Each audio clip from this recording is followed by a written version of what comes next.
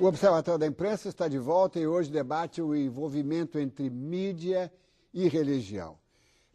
Elvira Lobato, tivemos há pouco tempo, esquecendo um pouquinho a IURD, a Igreja Universal, tivemos há pouco tempo aí um outro episódio calamitoso, né, que foi para as primeiras páginas dos jornais daqui e dos Estados Unidos, que foi a Igreja Renascer, né?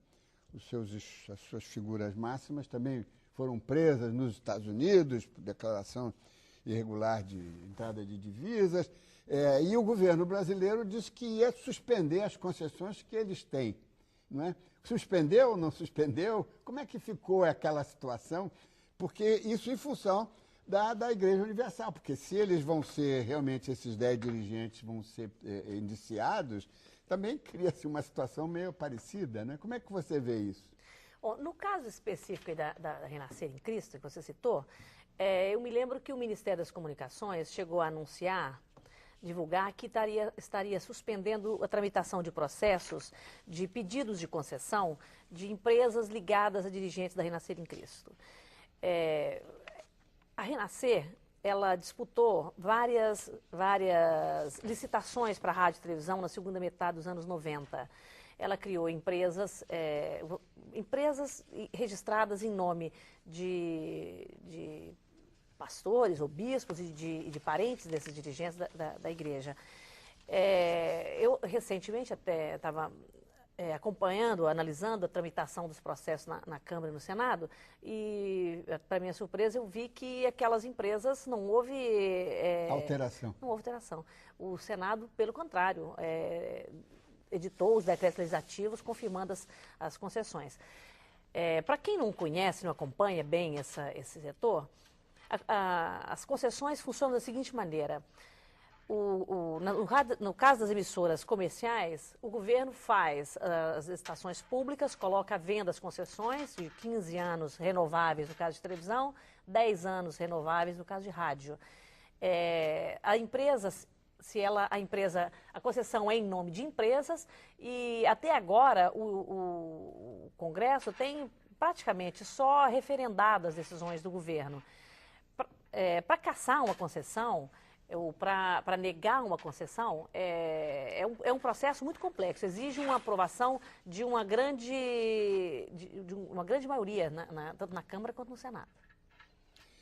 Aqui uma pergunta que veio por telefone de Belo Horizonte, Minas Gerais, de Almeida Neto. Não seria interessante criar uma lei no país de responsabilidade religiosa, nos moldes da lei de responsabilidade fiscal? Eu dirijo essa pergunta ao Dr. Roberto Liviano. Eu vou repetir. Não seria interessante criar uma lei no país de responsabilidade religiosa nos moldes da lei de responsabilidade fiscal? Na verdade, todas as pessoas têm responsabilidade pelas suas condutas, né?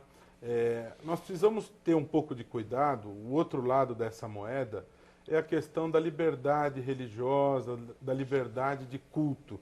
Quem, através de condutas, produz prejuízo a quem quer que seja, responde nos termos da lei. O Código Civil, o Código de Processo Civil, tem os instrumentos para que as pessoas que se sintam prejudicadas, lesadas por atos concretos, elas têm os instrumentos, têm os mecanismos para obter os ressarcimentos necessários. Então, eu acho que o que nós precisamos, sim, é de uma lei que regule a questão da comunicação eletrônica de massa. O Brasil tem uma lei de 1962, absolutamente anacrônica, da época da televisão em preto e branco. Nós temos um Conselho de Comunicação Social previsto na Constituição e disciplinado por uma lei de 91, conselho esse que está desativado desde 2007. Os conselheiros não foram escolhidos novamente, esse conselho está absolutamente inativo.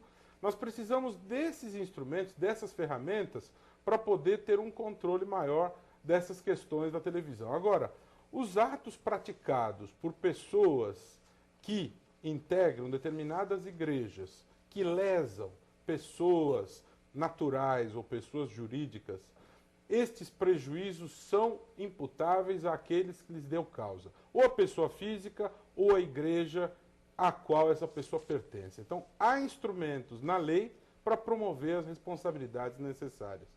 Eu acho que, em muitos terrenos no Brasil, o problema não é a falta de leis, é a falta de aplicação concreta de determinados dispositivos.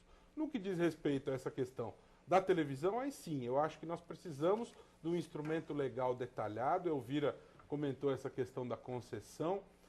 Na prática é muito difícil que as concessões sejam revogadas, falta um detalhamento maior e falta o aprimoramento de um debate a respeito disso. As pessoas sequer sabem que se trata de concessão. É necessário que haja mais maturidade em relação a esse tema. Doutor Liviano, a Elvira quer lhe fazer uma pergunta. O senhor disse que, no caso de uma emissora cometer alguma irregularidade, seria possível se responsabilizar o proprietário ou até, no caso, a igreja que estaria por trás. Bom, a gente sabe que as concessões são dadas em nome de empresa e que não há uma vinculação direta com a igreja. Aliás, a Igreja Universal sempre disse, a Rede Record sempre disse que ela não pertence à Igreja Universal, ela pertence a pessoas físicas. As concessões de rádio e televisão em nome de outras denominações religiosas seguem o mesmo modelo. Não pertence formalmente a uma igreja, pertence a uma fundação ou pertence a empresas que têm acionistas. Como estabelecer essa vinculação? Legalmente, é possível muito isso? Interessante. É muito interessante a sua pergunta. Mas quando eu disse que nós temos instrumentos para promover as responsabilidades, eu quis dizer que se alguém que pertence a alguma igreja causa algum dano e produz esse prejuízo a alguém, pode ser responsabilizado. Agora, essa questão que você coloca da não vinculação, a nossa Constituição Federal, no artigo 222, ela não fixa qualquer espécie de restrição ou vedação à titularidade de canais de televisão por igrejas. A nossa Constituição fala que podem ser titulares brasileiros, pessoas naturais ou pessoas jurídicas constituídas nos termos da lei há mais de 10 anos. Então, na verdade, em tese, não feriria a lei que uma determinada igreja postulasse uma concessão. Eu diria que isso não é recomendável, mas isso não fere a Constituição Federal. A grande questão, e esse é o ponto em relação ao qual se deve debruçar a fiscalização e mesmo a atuação do Conselho de Comunicação Social, é o conteúdo. A nossa questão não é da titularidade. A titularidade pode ser por pessoa física, pessoa jurídica. A Constituição dá esta abertura. Os parâmetros a respeito dos quais a gente deve se debruçar e verificar se o interesse público está sendo respeitado e observado é o conteúdo da programação. A Constituição também traz regras expressas em relação a isso, dizendo o seguinte: a produção e programação de emissoras de rádio e TV atenderão aos seguintes princípios: preferência a finalidades educativas, artísticas, culturais e informativas.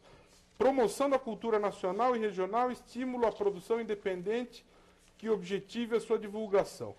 Ou seja, o que está definido aqui na Constituição são os nortes do conteúdo, e em relação a isso é que se deve observar o respeito ao interesse público e não se perder o caráter de concessão pública, que é a prestação desse tipo de serviço.